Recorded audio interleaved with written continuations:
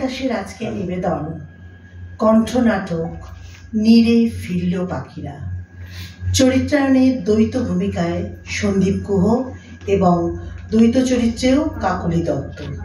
শুরু করছি কণ্ঠনাটক নীরে ফিরল পাখিরা।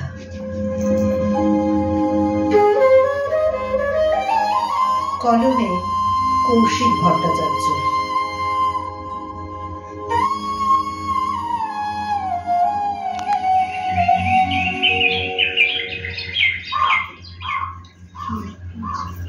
রমেন, রমেনের বউ অনুপমা, রমেনের ছেলে রাকেশ মলিনা দেবীর পায়ে হাত দিয়ে নমস্কার করে বেরিয়ে যাচ্ছে। কাঁদতে কাঁদতে মলিনা দেবী বলছেন, তোরা আর একটু ধৈর্য ধরতে পারলি না? কি করা যাবে মা বলতো? আমি তো এটা ঠিক চাইনি। তুমিও অনুপমার চাকরিটা মেনে নিতে পারলে না, আর অনুপমা তোমার ঘর কন্যার কাজে সাহায্য করতে পারলো না।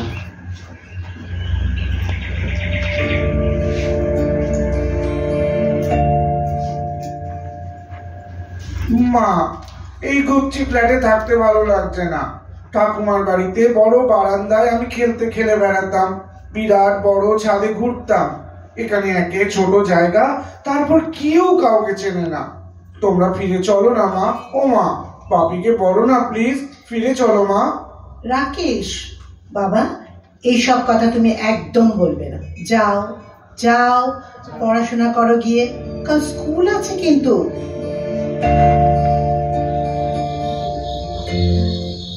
রমেন অফিস থেকে ফিরে বাড়িতে ঢুকতে গিয়ে থমকে দাঁড়ায়। রাকেশ হাউ হাউ করে কাঁদছে। তুই কাঁদছিস কেন? তোর মা কোথায় গেল? দাঁড়া, তোর মাকে একটা ফোন করি। হ্যালো অনু, কোথায় তুমি?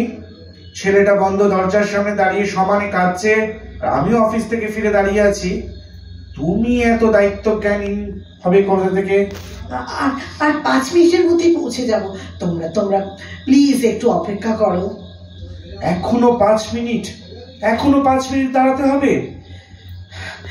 শোনো, ফ্ল্যাটের তালাটা খুলি। দাঁড়াও, আজ একটা ফয়সালা করতে হবে। হয় তুমি চাকরি ছাড়ো, নয় এবার নিজের বাড়ি ফেরো। তোমার জন্য ছেলেটা ভুগবে, এটা তো আমি মেনে নিতে পারবো না। আসলে স্কুলে জরুরি মিটিং ছিল বলে এত দেরি হলো। আমার জন্য এই ছেলেটা এত কষ্ট পেল। না, চলো বাড়িতেই ফিরে যাই। তুমি খালি মাকে বুঝিয়ে বলো যাতে আমার চাকরি করাতে উনি কোনো আপত্তি না করেন। Very good decision. নিশ্চয়ই মাকে রাজি করানোর দায়িত্ব আমার। কি মজা, আমরা কালকেই বাড়ি চলে যাব, ঠাকুমার বাড়ি যাব। ও বাবা, চলো না, কালকেই যাবো তো বাবা, বলো না, কালকেই যাবো তো।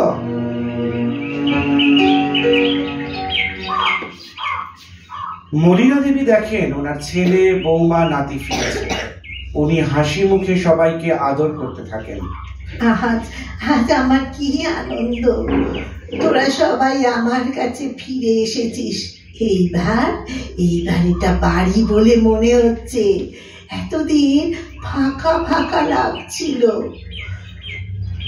মা, আমাকে ক্ষমা করবেন। আমার কথাতেই আপনার ছেলে আর নাতি আপনার থেকে দূরে চলে গিয়েছিল। বিশ্বাস করুন, আমি আমার ভুলটা বুঝতে পেরেছি।